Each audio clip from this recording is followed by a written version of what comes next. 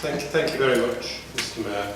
And because the items 9 and 10, I believe, are so intimately linked, the comments I'm going to make, I'm going to address for them both. I don't see any point in saying the same things twice in the same meeting, because I believe they are relevant to both. So firstly, Mr. Mayor, I'd like to place on record my thanks to all of the members and the officers and the members of the public agencies, and yes, planning agents, developers and landowners who have engaged positively and put in such a great deal of work over a large number of years to bring us to the position this evening where we can adopt the Welborne plan and the Development Sites and Policies plan, which will make our suite of 3 documents, including the core strategy, complete, thereby setting out our ambitions for the development and growth of this borough over the coming decades. After all of the talk and the public inquiries, the decisions before us are now so simple. We either adopt the plans or we don't. We can't make changes because to do so would render the plans unsound. If you want to see what a town with an unsound plan looks like, you only have to look next door at Eastleigh Borough Council, where the inspector threw out their local plan for, among other defects, not providing sufficient housing, and they are now suffering planning by appeal. The house builders don't stop building, the council simply loses control over where and when the houses go up and whether any supporting infrastructure is provided. In fact, the Eastleigh Borough Council sent me a note only today telling me what had become of their local plan, which was supposed to cover the period from 2011 to 2029, and they said, as expected, the inspector formally found the plan unsound. His key concerns remained. The council had not recognised the full extent of affordable housing needs assessment, and market signals indicate that additional market housing was required, and the council did not have a 5-year housing land supply.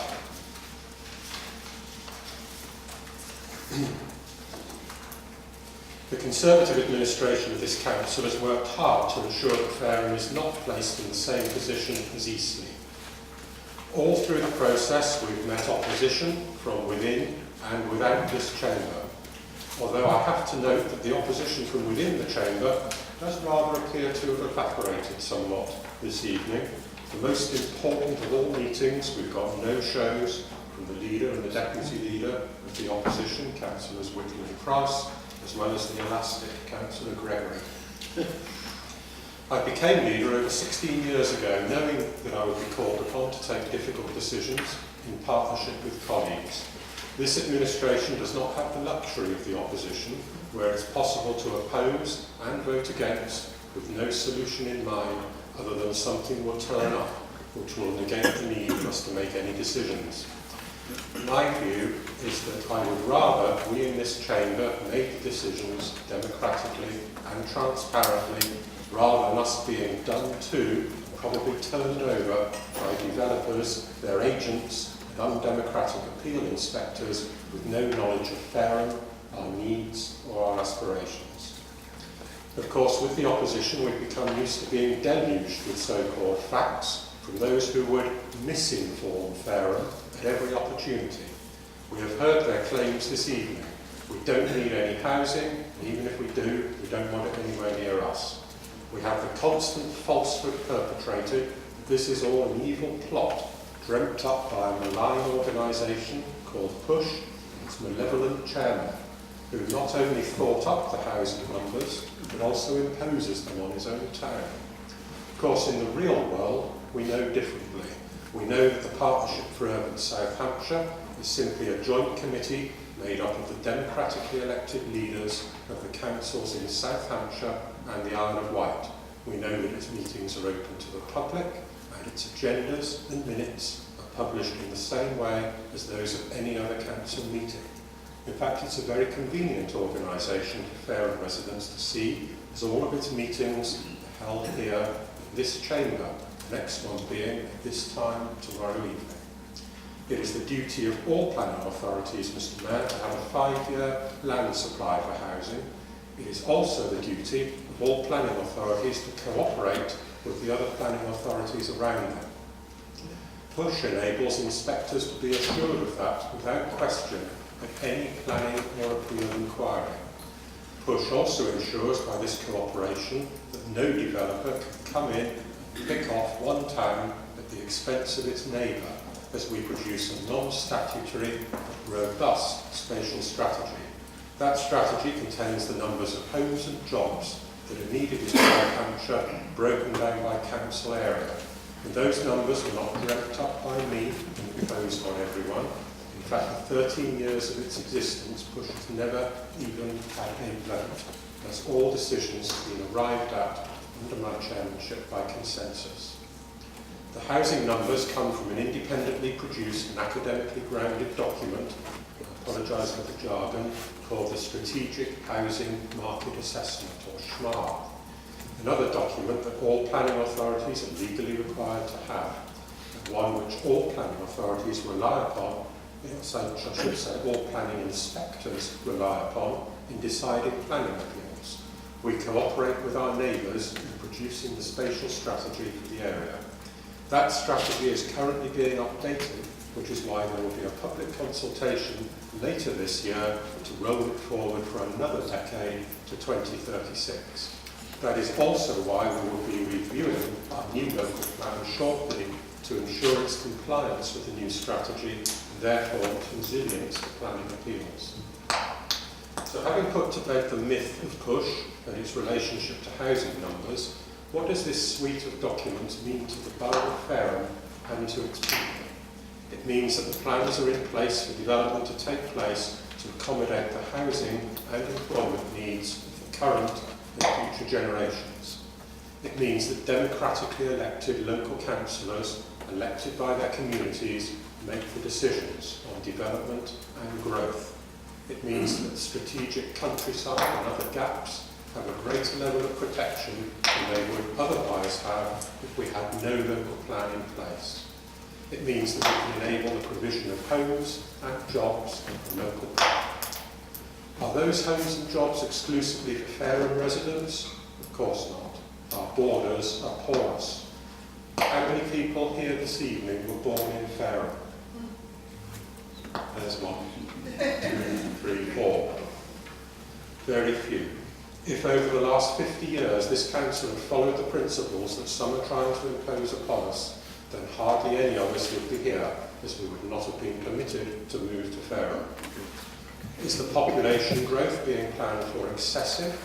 No, it is not. The population of Fareham has grown at approximately the same rate every decade since the 1950s as that plan for the next few decades.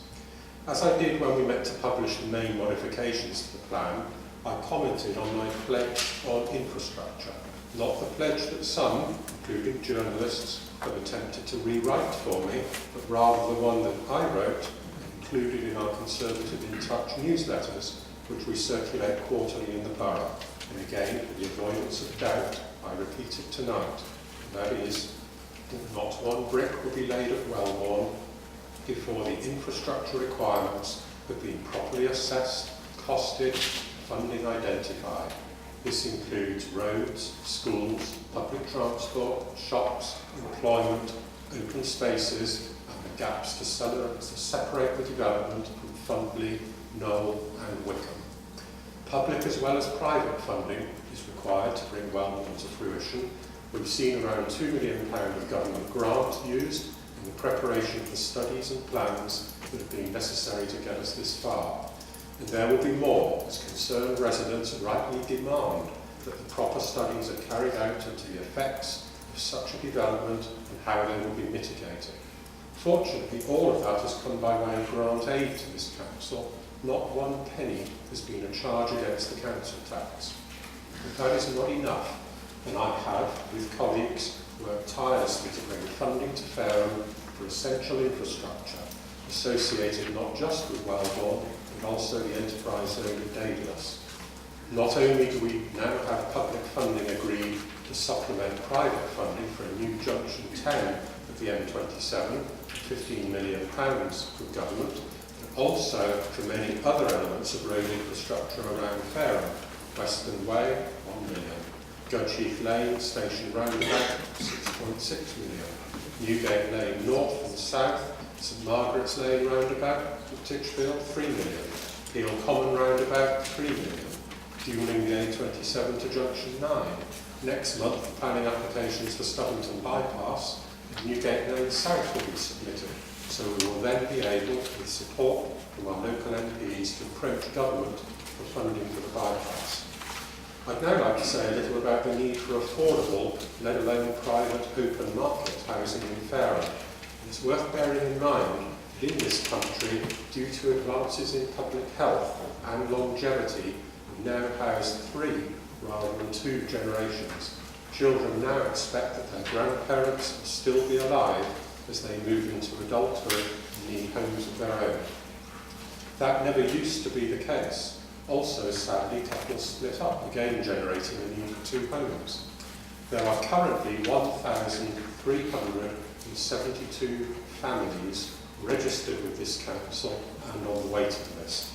That is families as well as individuals. Please note that we only accept people onto the waiting list if they are in housing need, and this is where we managed to reduce the list quite significantly, and they can demonstrate a local connection to the borough, typically that they've lived in the borough for more than 2 years or work here. And that list is purged and restarted every year, so we don't simply add to it year on year. How many households are in the bands? Well, we've got in the urgent band, people who really need housing today, we've got 8 families. We've got 46 in the high band, we've got nearly 4